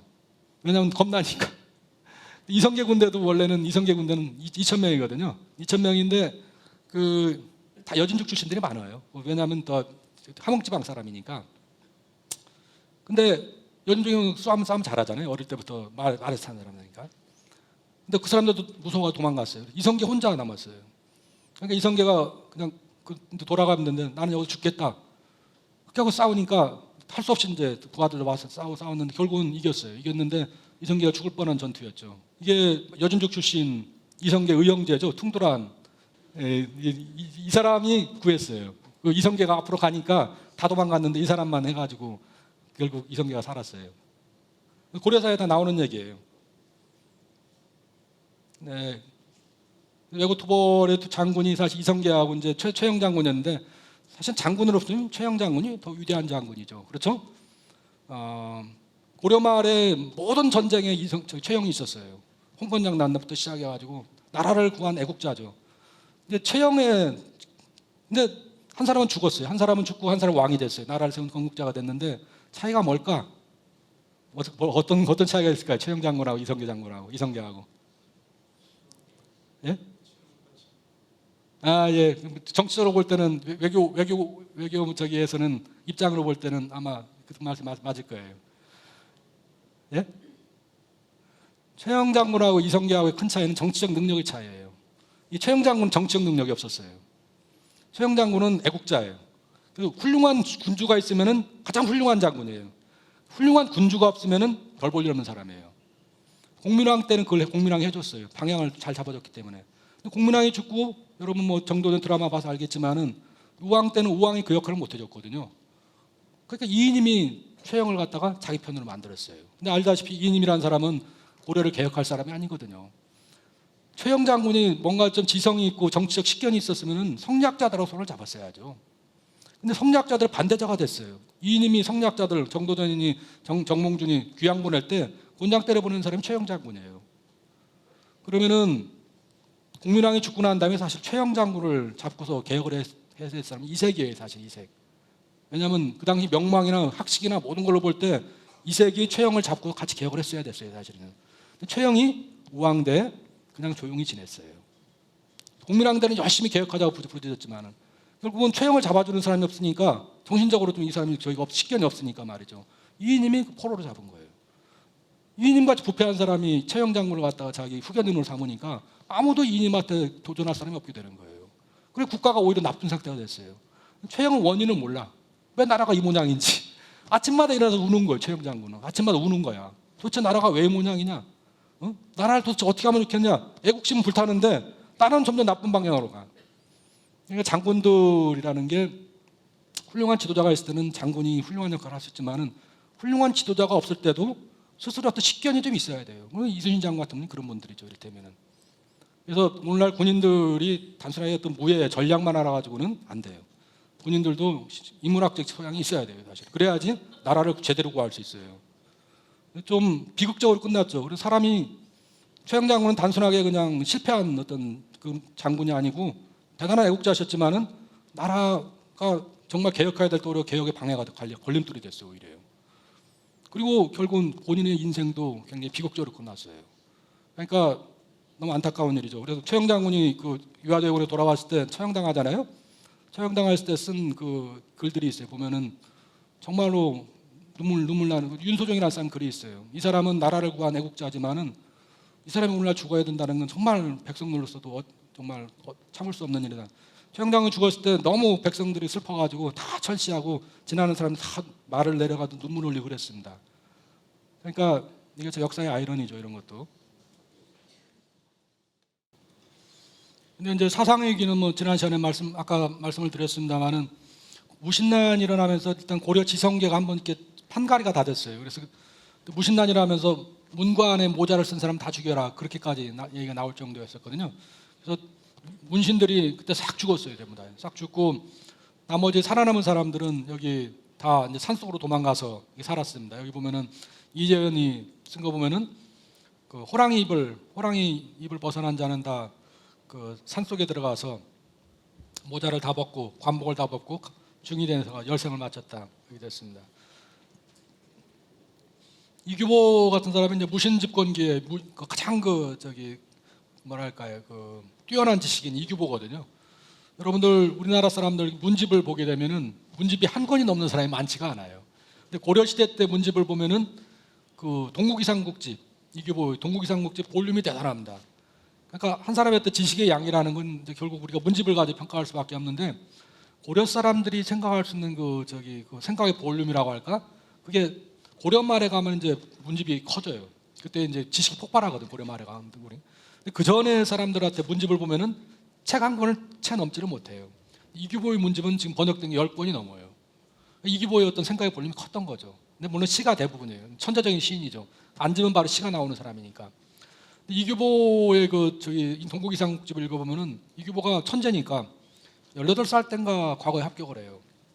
근데 자기가 원하는 합격을 못했어요. 그리고 무신들이 이규보를 갖다가 굉장히 위험인물로 생각을 해요. 그래서 관직을 주지 않아요. 관직을 줘서 40살이 될 때까지 관직에 나가지는 못합니다. 너무 고생을 많이 했어요, 이규보가요. 나중에는 이제 굴복을 하죠. 최씨 집안에 가서 글을 써요. 글을 쓸 때 최충원 집안이니까 그 당시에 무신집권 했던 사람이 거기에 가서 글을 써요. 글을 쓰면서 어떤 글을 쓰느냐? 세상 만물이 전부 다 최씨를 전부 다 칭찬하고 있다. 그런 글들을 씁니다. 그때 최씨 정확하게 이름이 기억이 안 나요. 최씨 집권자가 집에 저기를 하나 줬어요. 초가집 하나, 초가집. 그걸 모옥이라고 그러는데 띠모자 써가지고. 부자들도 좀 이렇게 고상한 취미를 보이려면은 다 기와집이지만 거기다가 초가집을 하나 딱 지면은 뭔가 취미가 있어 보이잖아요. 그렇죠? 교양이 있어 보이잖아요. 근데 모옥을 하나 썼어요. 거기는 모옥을 하나 짓고 문신들을 다 불러가지고 그걸 축하하는 글을 쓰게 했는데 거기에 이규보가 가서 모정기라는 글을 써요. 모정기라는 글을 보면은 최씨를 찬양하는 글을 써요. 만물이 다 최씨를 닮고 싶어한다 이런 식으로. 그래서 그는 기특하구나. 그래서 9급짜리 벼슬 하나 줘. 제일 낮은 벼슬. 결국은 70대가 됐을 때는 이제 제일 높은 자리까지 올라갔지만은 그때 이규보가 저희 현실에 너무 현실이 안 좋으니까 소위 생각 있는 사람들이 모여가지고 중림칠연이라는 걸 자기들이 만들어요. 중국을 모방해가지고 중림칠연을 만들어가 자기 술 마시고 시 지으면서 이렇게 보내는 거예요. 거기 보면은 사망도 오히려 개미 같거늘 나비 같은 우리 인생 취하고 깨물 따 매일 술 마시고 맨날 그냥 하는 거예요. 아무것도 할 일이 없으니까. 무신집권기의 때 지식인들의 상황이죠. 뭔가 이상을 펼 데가 아무 데도 없으니까 말이죠. 그러면서 이 지식이라는 거는 언제나 필요한 건 아니에요. 정치 입장에서 볼 때 말이죠. 근데 국가가 위기에 도달했을 때는 지식이 있어야 돼요. 올바른 지식이 있어야 돼요. 그런데 우리 한말에 국가가 큰 전환을 했어야 될 시기에 어디로 국가를 가지고 가야 될 것인가에 대해서 여러 가지 논란이 많았어요. 여러분들 대원군 잘 아시죠? 정치적인 능력으로 볼 때는 대원군을 따라갈 사람이 없어요. 과단성이 있거든요, 그 사람은. 한번 한다면 하는 사람이거든요. 또 그때가 딱 그때였어요. 우리나라 바뀌어야 될 때였어요. 일본은 메이지 신년할 때였거든요, 그 당시. 1368년. 근데 대원군한테 부족한 게 뭐냐? 식견이 없었어요, 이 사람이요. 대원군이. 그 개혁을 했지만은 그 개혁이 전통적 개혁인 거예요. 물론 그 전통적 개혁도 어려웠어요. 고려 말기에 실학자들이 그렇게 많은 개혁을 주장했지만은 실제로 개혁이 이루어진 건 거의 없었어요. 근데 대원군 때 개혁이 많이 이루어졌어요. 그 개혁이 근대 국가로 나가는 개혁은 아니었어요. 그게 문제예요.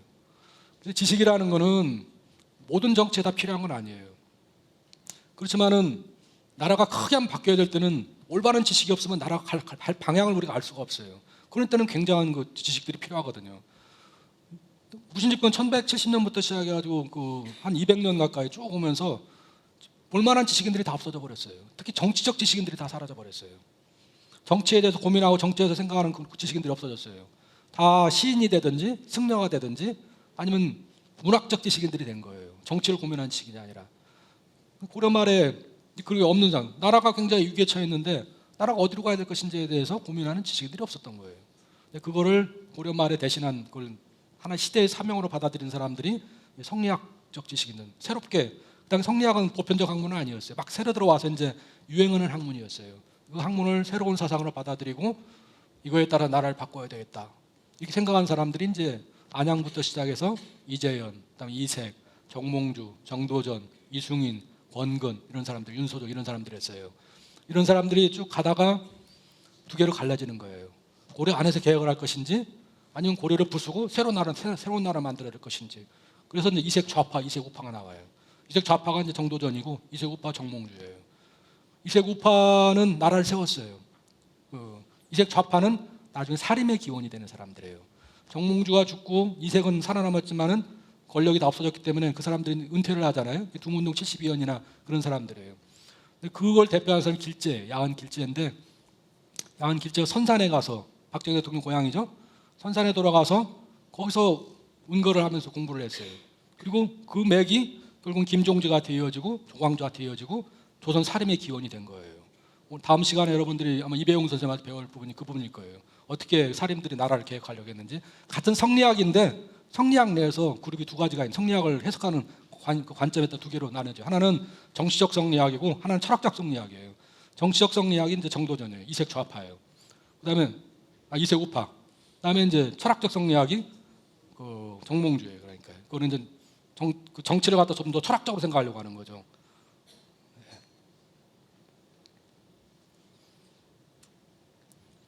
불교에서도 사실 혁신운동이 있었어요. 불교가 너무 막 그 타락했기 때문에. 대표적인 진우리인데, 보조국사 진우리인데 결사운동을 해서, 정예결사운동을 해서 우리 불교가 이렇게 타락해서는 안 되겠다, 다시 수두다 본래의 어떤 자세로 돌아가자. 그래서 여러 가지 운동들이 있었지만은 고려 말에 불교가 혁신되지는 않았어요.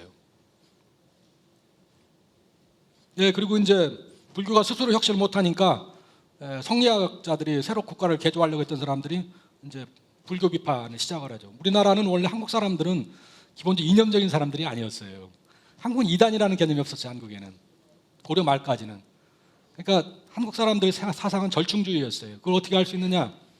불교라는 것이 사실 중국에 들어와서 굉장한 논쟁을 불러일으켰거든요. 불교의 최대의 문제점은 패밀리의 문제예요. 불교는 출가를 해야 되잖아요. 진리를 알기 위해서. 근데 중국 사람들한테 우주는 가족이거든요.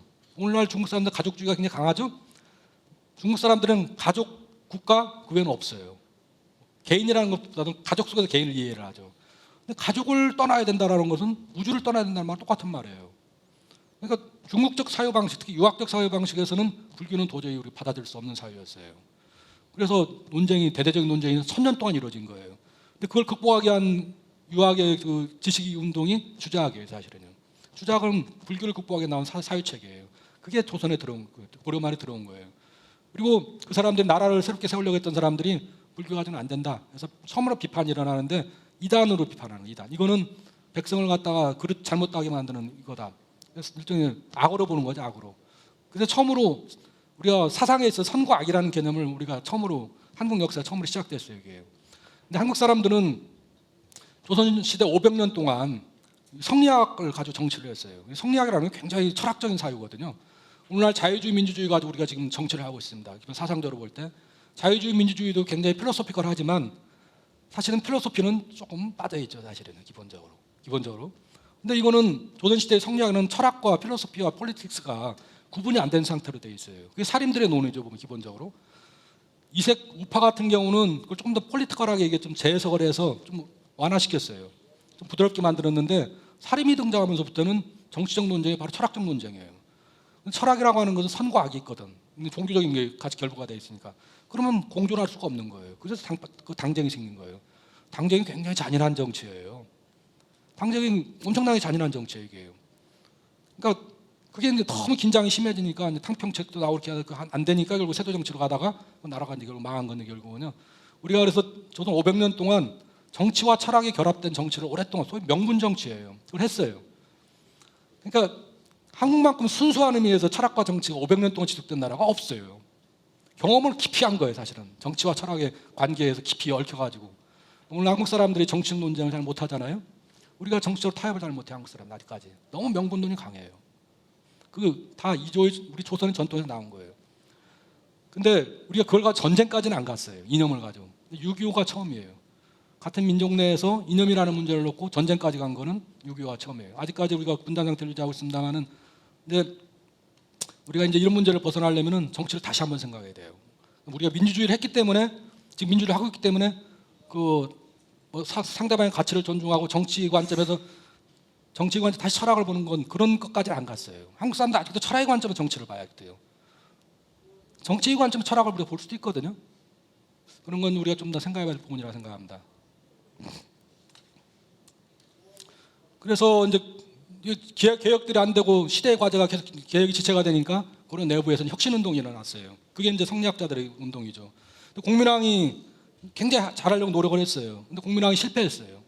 국민왕이 실패한다면 다음에는 고려 내부에서 개혁이 끝났어요, 사실은. 국민왕이 고려 시대에서 가장 위대한 왕 중에 한 명이거든요. 왕건 다음에 사실 어떻게 보면은. 근데 그 왕도 실패를 했어요. 국민왕을 보면 왜 실패했을까? 여러 가지 이유가 있어요. 근데 물론 우리가 정치가 개인 역량으로 극복할 수 없는 문제들이 있어요. 시대의 환경이 너무 안 좋았어요, 사실은. 계속 그 전쟁이 계속되고 그러니까 그 개혁의 걸림돌이 되는 권문 세력들을 처단을 하고 개혁의 발판을 마련하게 했지만은 바로 전쟁이 시작됐어요. 홍번정이 나 시작돼서 다 파괴해 버렸어요. 여력이 다 떨어졌죠. 근데 거기다가 자기가 가장 사랑하던 여인이 죽었어요. 노국공주가 자기가 제13년 때 죽었어요. 근데 그 공민왕이 후사가 없었거든요. 그 애가 없었어요. 근데 맨날 절에 가서 절하는 거예요. 그 애 후사 얻으려고, 후계자 얻으려고. 근데 그 노국공주가 임신한 상태 애를 낳다가 죽었어요. 비통함이 더 크죠. 또 공민왕은 굉장히 총명한 사람인데 좀 여성 같은 데가 있어요. 성격이 굉장히 편집증적인 게 있어요. 주위에 친구가 없어요. 그 사람 위로할 만한. 노국공주가 부인이지만은 또 원나라 사람이고, 근데 원나라 공주잖아요. 근데 공민왕이 자기 원나라를 배반하는 걸 봤다고요. 공민왕 5년에 원나라 친아빠 다 죽이고 원나라 독립했잖아요. 그래도 그걸 참았어요. 그건. 그다음에 공민왕이 친구가 없으니까 그 일종의 뭐라고 할까요? 마마보이 비슷한 그런 게 있어요. 그래서 항상 그 노국공주와 유안을 주는 거 계속 어머니처럼 누나처럼. 그러니까 애를 낳다가 죽은 것도 문제인데 자기의 정신적 의지처가 된 사람이 딱 죽으니까 끈이 딱 끊어져 버린 거예요. 사람이. 정치에서 계속 실패가 아무리 노력해도 안 되고 정치가 개혁이 안 되고 끈이 딱 끊어져 버렸어요. 술 먹고 막 타락하는 거예요. 정치를 못하니까 신돈한테 맡긴 거예요. 사실은. 신돈한테 네가 대신하라고 하고. 나머지 자기는 맨날 우는 거예요. 공주고 공민왕이 또 그림을 잘 그렸잖아요. 천산대랩도라고 그림이 하나 남아있죠. 그림 잘 그렸어요. 그 공주의 그 영정을 초상화를 그려놓고 그 앞에 놓고 밥 먹고 울고 술 마시면서 울고 말이죠. 밤낮 없이 우는 거예요. 그다음에 이제 공민왕은 또 동성애자예요. 또 뭐 남색 같은 게 하고 타락해서 들어가는. 결국은 암살당해서 죽죠. 공민왕이 죽고 난 다음에 사실은 그 성리학자들은 공민왕한테 어떤 큰 기대를 걸고 있었거든요. 공민왕이 딱 죽고 이인임이 권력을 딱 잡고 나면 다 이제 추방되는. 그러면서 이제 성리학 자체 내에서 성리학만 가지고 안 된다는 그런 생각이 드는 거예요. 누구를 같이 해서 되느냐? 이성계랑 결합한 정도전인 결국. 정몽주는 사실은 이성계를 선택을 했죠. 근데 정몽주는 이성계가 고려를 무너뜨리라고 생각하지 않았어요. 고려 내에서 가능하다고 생각했어요. 그 1391년까지. 그래서 처음에는 정도전, 정몽주 같이 갔어요. 사실은 이성계하고. 1년 전에 사실은 정몽주가 이거는 안 되겠다. 그래서 뒤집으려고 하다가 죽고 이제 조선이 건국된 거죠. 우왕대가 이렇게 됐고요. 그러면서 이제 혁명적 지식인들이 이제 대두가 됐어요. 대두가 됐는데 이 사람들이 다 쫓겨났죠. 공민왕이 이제 암살당하고 난 다음에 1375년에 공민왕이 암살되고 난 다음에 그 외교 정책을 어떻게 될 거냐. 공민왕이 타락했으면서도 외교 정책은 잘했어요. 새로 명나라 건국되면서 명나라 쪽에 이제 같이 친명 정책을 취했죠. 근데 그때는 원나라가 결정적으로 망한 때가 아니었어요. 그러니까 친명으로 가느냐, 친원으로 가느냐 하는 문제가 불확실한 상태에 있었어요, 사실은. 근데 그때 공민왕이 친명으로 딱 입장을 정하고 가다가 암살당하고 나니까 고려 쪽에 원래 좀 세력을 원래 가지고 있던 사람들, 그 사람들이 원나라 쪽하고 계속 100년 동안 교류를 가졌던 사람들이니까 친원으로 가야 된다 이렇게 생각을 했던 거죠. 그러면서 그 성리학자들 같은 경우는 안 된다. 젊은 때 나이가 뭐 30살, 30대 전후였는 사람인데 투쟁이 일어났죠. 대외 문제를 둘러싸고. 그래서 이인임 쪽이 이제 쳐가지고 최영이 이제 이인임을 지원했기 때문에 무력이 안 되는 거죠. 그래서 정몽주, 정도전에서는 다 이제 귀향을 가는 거예요. 그러면서 이제 또 안 되는 거죠. 원나라라는 나라가 아까 말씀드린 것처럼 그냥 단순한 무식한 나라가 아니라 세계 국가를 만들었다고 그랬죠. 그거를 잘 보여주는 게 마르코 폴로의 동방견문록이에요. 동방견문록이라는 건 쿠빌라이 때 마르코 폴로가 베네치아에서 출발해가지고 왔거든요. 쿠빌라이 때 와가지고 중국에서 17년 동안 살았어요. 쿠빌라이 밑에서. 그러면서 돌아가서 쓴 책이 동방견문록인데 거기에 이제 원나라에 대해서 상세한 얘기가 나오는데 너무 그 내용이 놀랍기 때문에 그 당시 유럽 사람들이 원나라가 이렇게 훌륭한 나라라는 걸 믿을 수가 없었던 거예요. 그래서 그 마르코 폴로 별명이 1밀리오네예요. 뭐냐면 100만 가지 거짓말하는 사람. 그렇게 얘기했다. 그래서 그 마르코 폴로가 죽을 때 신부가 그동안 거짓말 많이 했으니까 진심을 토로하고 이제 죽어라, 회개하고 죽어라 그랬더니 마르코 폴로가 내가 본 거에 10분의 1밖에 얘기를 못했습니다. 하고 죽었다는 거예요. 동방견문록에 보면은 그 당시 원나라가 얼마나 번영한 나라였는지 이건 이제 그 마르코 폴로가 베네치아 출발해가지고 이렇게 갔다 올 때는 해상으로 왔어요. 17살 때 출발해가지고 돌아오니까 41세였어요. 그리고 돌아온 다음에 이제 거기서 쓴 게 동방견물록이에요. 여기 이제 중국에 대한 여러 가지 내용들이 많이 나와 있습니다. 대표적인 것 중에 하나가 여기 그 당 지폐를 사용했다는 말이 나와요. 지폐. 교초라는 말 뜻이죠. 지폐라는 거는 기본적으로 태환 지폐지만은 지폐를 가져가면 원래는 은으로 바꿔줘야죠. 금으로나. 근데 지금 그렇게 하고 있어요? 안 하고 있어요? 못 하고 있어요. 왜냐하면 은 생산량이 기본적으로 금이나 은 생산량이 그 상품 유통량보다 너무 절대적으로 작기 때문에 태환이 불가능한 상태에 있어요. 사실은. 우리가 화폐학적으로 볼 때는, 통화론적으로 볼 때는 여러분들이 가지고 있는 종은, 그 돈은 사실은 종이 조각이에요. 사실은. 왜냐하면 태환이 불가능한 거니까 사실은. 근데 지폐를 사용한다는 건 무슨 말일까? 지폐를 사용한다는 말은 그 원나라 지역에서 일어나는 그 상품의 유통량이 도저히 은 생산량이 못 따라간다는 의미예요. 결국은. 그 못 따라가니까 계속 그걸 지지하기 위해서 지폐를 만든 거죠. 대신에 국가의 지폐를 국가에 가져가면 은으로 태환해 준다는 조건하에서. 근데 태환 지폐라면은 지금 우리가 한국은행에서 이를테면 지불 준비 그건데 한 10% 정도만 가지고 있어도 한 10배 정도 유통량이 이제 가능하니까 그렇게 이제 만든 건데, 이거 서양 사람들 그 당시 이거 들을 때는 아니 종이를 가지고 무슨 저기 물건을 말이 안 된다, 이건 거짓말이다, 다 이렇게 생각했던 거죠. 근데 지폐를 사용할 정도로 경제가 굉장히 그 볼륨이 컸다는 걸 알 수가 있습니다.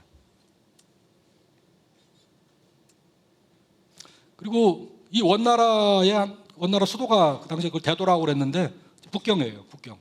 거기 한 3만 명 정도가 가 있었어요. 고려 사람들, 상주 인구가. 왜냐하면 그 원나라가 제국을 통일하고 난 다음에 30리마다 역을 뒀거든요. 제국 전체에다가. 사실 저희가 유럽까지 뻗어 있어요. 사실은 그게 중도까지 30리마다 역을 둬가지고 교통을 딱 만들어 놓은 거예요. 다 그 치안을 다 만들어 놓고 엄청나게 이게 그 사람과 그 물자와 지식이나 이런 게 막 교류가 막 일어난 거죠. 고려 사람 3만 명 정도가 있었어요. 근데 그 당시 고려 인구라는 게 500만이나 600만 정도 됐을 건데 인구의 한 5% 정도가 있었던 거죠. 근데 그 중에 많은 또 지식인들이 가진 지재현이라는 대표적인 사람이에요. 그러면서 고려 사회의 어떤 지식의 폭발이 일어나요. 여기 이제 고려 사회에 나와 있는 기록입니다만은 이재현이라는 사람이 충선왕이 그 원나라에 있을 때 쌀롱을 만든 만권당이라고 그랬어요. 거기에 그 원나라 수도에 있던 그 최고의 지식인들이 다 거기 와서, 왜냐면 놀았는데 술하고 밥이 공짜니까, 왜냐면 만권당에서 하는 건 전부 다 공짜니까 지식인들이 매일 모여가지고 술 먹고 밥 먹고 거기서 노는 거예요. 근데 그 총무를 누가 맡았냐? 이재현이 맡고 있었어요. 그 당시에 세크레터리를 10년 동안 그 일을 한 거예요. 그러니까 10년 동안 최고의 지식인들, 문인들, 화가들 이런 사람들 얘기하는 걸 다 들으면서 최고의 지식인이 된 거예요. 그 양반이. 그리고 충선왕이 그 중국 전체를 2번 여행했거든요. 그거 다 따라다닌 거예요. 여행이라는 게 또 사람 안목을 키우잖아요. 그래서 이재현이라는 사람이 처음으로 이 중국 문명 전체를 다 이해를 한 거예요. 이 사람이에요. 깊이 있게. 그리고 그 사람 밑에서 이세균이, 정몽준이, 이런 사람이 쭉 배출이 된 거예요. 사실은. 그래서 고려 말에 이 사람 그 뭐랄까요, 고려 사회에 큰 지식의 폭발이 일어났다, 이렇게 볼 수가 있습니다. 그리고 이제 그 과정에서 성리학이 이제 들어왔고요. 그리고 이 성리학이 이제 혁신운동으로 발전을 하는데 그 혁신운동을 처음 정치운동화 시킨 사람이 이세기예요. 공민왕 16년에 성균관을 만들었는데 1367년이죠. 흥건적인 난이 끝나고 난 다음에 개성이 완전히 황폐화 됐는데 성균관을 다시 만들었어요. 만들고 이세기 거기서 성리학 공부를 처음 시작했어요. 많은 사람들이 모여가지고 거기서 성리학 토론하면서 거기서 고려 말기의 개혁운동이 거기서 시작됐어요. 개혁운동 집단이 거기서 성생이 됐어요. 여기 삼봉집에 보게 되면은 그 성리학 운동의 계보가 어떤 식으로 되어 있는지 쭉 이렇게 나와 있어요. 정몽주, 이승인 뭐 쭉쭉 나와 있죠, 보면은. 그리고 그 가운데서 조선의 개혁자들이 나왔죠. 선도주자는 정몽주고요.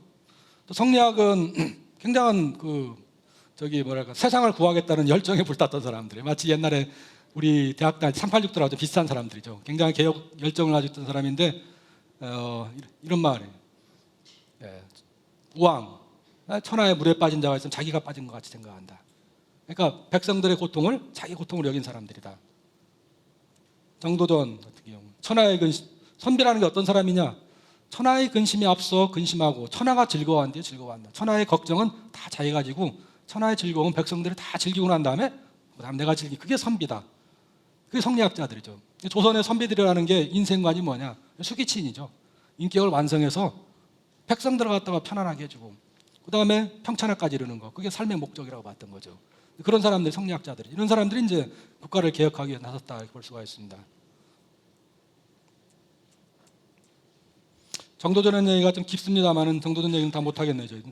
간단하게 좀 말씀을 드리면은 정도전이 원래 그 외할머니가 천민 출신이에요. 그래가지고 굉장히 한계가 많았어요. 근데 1375년에 공민왕이 이제 그 정도전을 되게 발탁을 해서 애지중지했죠. 그러다가 1375년에 그 저기 대외 정책을 놓고 그럼 이인임과의 싸움에 져가지고 그 지금 나주에 그 유배를 가요. 왜 또 10년 동안 유배가 안 풀렸어요, 이 사람이. 다른 사람들은 다 풀렸어요. 정도전만 안 풀렸어요. 집안이 천민 출신이니까. 그래서 거기 있으면서 이제 굉장히 많은 그 정신적 고통을 겪어요. 정신적 고통을 겪으면서 이제 혁명을 해야 되겠다 이렇게 생각을 하는데 결정적인 어떤 계기만 보게 되면 정도전이 이렇게 신분의 장애 때문에 이제 고생을 많이 했고요. 그래서 고려 귀족 사회에서 정도전을 받아들이지 않았어요. 근데 이 사람이 나주에 말이죠.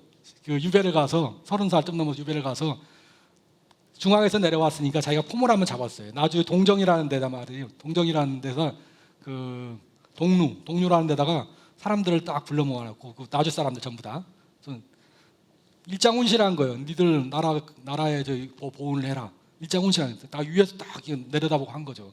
근데 유배가 안 풀리고 아무도 찾아주는 사람이 없는데 말이죠. 나주에 그 부곡현에 그 천민들이 사는 데 가서 유배를 했는데 아무도 찾아오는 사람이 없어요. 아무도 찾아오는 사람이 없는데 그 동네 주민들이 술도 가져오고 밥도 가져오고 그러면서 너무 대접을 잘해주는 거예요. 그러면서 그 정도전이 생각을 하는 거예요. 이 사람들이 왜 나를 이렇게 잘해줄까? 내가 도대체 왜? 그래서 의식전환이 일어나요. 어떤 전환이 일어나느냐? 그동안 성리학의 입장에서 볼 때는 자기가 백성들을 위한다고 생각을 했어요. 자기가 백성을. 근데 그 반대. 내가 먹는 거, 입는 거 이런 게 전부 다 백성들로부터 오는 거다. 나는 하나의 고용인에 불과하다. 그리고 의식전환이 일어나요. 성리학이 유배를 가서 반성을 한 거예요. 성리학이. 내가 백성을 위해 존재하는 게 아니라 백성을 위해서 내가 존재하는 게 아니라 백성들이 나를 다 해주기 때문에 나는 의무로서 당연히 그럴 수밖에 없다는 그런 의식의 전복이 일어나요. 그러면 혁명적 성리학으로 하죠. 그러면은 왕조라는 것도 뭐냐? 이거 뭐 백성들 삶을 이렇게 보살펴주지 않으면 충성이라는 게 무슨 의미가 있느냐? 혁명을 하자. 그래서 이성계를 찾아가요. 이성계가 당시에 함흥에 있었는데 물론 정몽주가 이제 추천을 해서 찾아가죠. 여기에 보면은 남들이 만들어 놓은 음식을 먹는 자는 남의 책임을 맡아야 하고 남들의 만들어 놓은 의복을 입는 자는 남들의 근심을 알아야 된다. 이거는 우리가 백성들을 위해서 가지고 가르치는 그런 존재가 아니라 백성들이 우리를 부양하기 때문에 우리 의무로서 당연히 백성들을 봉사를 해야 된다. 그런 새로운 생각이 나온 거죠. 네, 그 다음에 이제 다 그런 얘기들입니다. 그래서 조선이 이제 위화제군을 이제 통해서 결국 이제 조선 건국을 이제 하게 되는데요. 위화제군 이후에 먼저 한 게 이제 토지개혁이에요. 토지개혁을 했는데 토지개혁이라는 게 그 당시 토지가 재산의 전부니까 재산 쫙 걷어가지고 불 다 태우고 다시 시작하자 하면은 혁명 아니겠어요? 그걸 한 거예요. 근데 반대가 당연히 심했겠죠. 이성계를 암살하려는 이제 음모가 이제 일어났었고요. 그래서 1390년에 개성 제일 큰 도로에다가 토지문서를 다 갖다 다 불태워버리고 다시 시작했습니다. 그 다음에 이제 국가 전체의 그 관료 체계를 전부 다 정비를 했고요. 그 다음에 군대, 원래 아까 사병으로 있었다고 그랬습니다만 군대도 다시 다 재정비를 하고 그러면서 이제 외구 문제가 해결이 됐죠. 아까 말씀드린 것처럼 국가를 개혁할 때 제일 큰 원칙은 어떻게 하면 백성을 근본으로 삼는 그런 국가를 만들 것인가, 네, 이런 생각을 했고요. 근데 백성을 하늘처럼 섬기는 그런 국가를 만든다고 할지라도 일단 권력이 권력화되면, 제도화되면은 그 반대로 가요, 사실은. 그렇지 않겠습니까? 민주주의에서도 지금 국회의원들도 있고 청와대도 있고 대통령도 있고 다 있지만은 뽑아놓고 가만 놔두면 어떻게 돼요? 실제로 국민들을 위한다고 다 가 있지만은 그 반대로 갈 가능성이 많아요. 그래서 여러 가지 제도적 장치를 만들었어요. 어떤 걸 만들었어요? 일단 권력을 나눴어요. 그렇지 않습니까? 권력을 나눠 견제하게 했잖아요, 서로. 권력을 남용하지 못하도록. 예. 조선도 똑같은 방식을 취했습니다. 첫째는 왕을 갖다 교육을 시키려고 했어요. 이게 경연이죠. 하루에 3번씩 공부를 해야 돼요. 옛날 경연이. 그다음에 이론적으로 볼 때 왕위라든지 모든 관직은 다 하늘이 내린 거다. 그 백성이 천민이다. 관직 모든 것들은 하늘이 내린 거니까 왕위라든지 왕부터 시작 전부 다 하늘을 대신한 거에 불과할 뿐이다. 그렇기 때문에 왕과 신하도 사실은 동일하다. 하늘을 대신한다는 의미에서 왕도 함부로 신하를 대하면 안 된다. 이런 얘기까지 나왔어요. 보면요. 또 왕은 정치를 왕 혼자 하면 안 된다.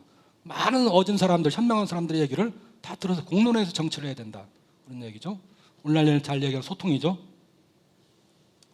그 다음에 왕이 마음대로 정치를 하게 하면 안 된다. 법을 딱 만들어서 법대로 해야 된다. 오늘날 그 헌정주의라는 게 그거죠.